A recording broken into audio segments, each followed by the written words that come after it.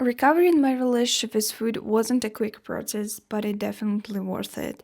So in this episode, I will share how I recovered my relationship with food. Hello, my name's Angelina. I'm glad to see you in my new episode of Healing Podcast, a safe place I created to start taking care of myself and cherish my body again. My goal is sharing the honest thoughts about recovery journey, by the way I have IBS, to show how it actually looks like and make you feel less alone. So I hope here you can gradually feel better with me. The only way you can heal your relationship with food is just eat the food you were scared to eat. You need to go through fear and guilt, but it doesn't mean you do something wrong.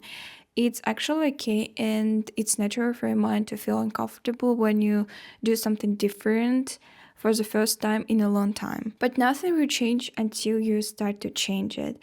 And after a while, you will see it becomes easier to eat food you were afraid of before. Of course, it's easier said than done. First of all, it demands a lot of mental work with your thoughts, your discomfort, fears, complexes. It becomes even harder when you do it alone and you have nobody you can rely on, because you keep doubting whether you're doing the right thing. In my situation, my family never had any issues with food, and of course, they have never struggled with IBS as I did. They also weren't experts or doctors I could ask for reasonable advice from, but for me, it was very helpful, and I found it myself more confident in my actions when I started following people on social media who I felt comfortable with, who didn't trigger me, and I didn't watch the others. I'd hear them in the description below this video. As I said in the beginning, it's not a quick process, partially because it's not easy to change your opinion about certain types of food. When I heard everywhere,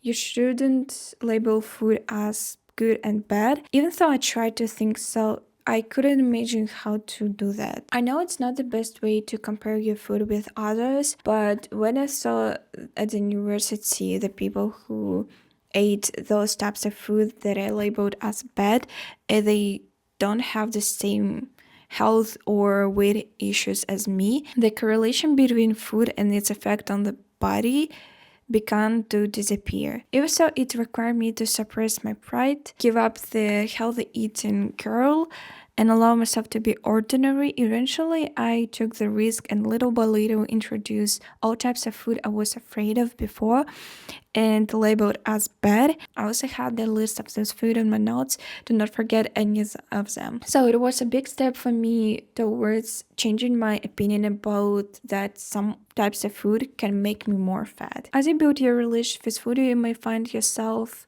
rebelling against diet culture, or more precisely, food you eat while following it, but in fact didn't like. Or what I still noticed when I gave in to self-deception. For example, I convinced myself I wasn't eating this bread not because it wasn't healthy, but because I liked another one.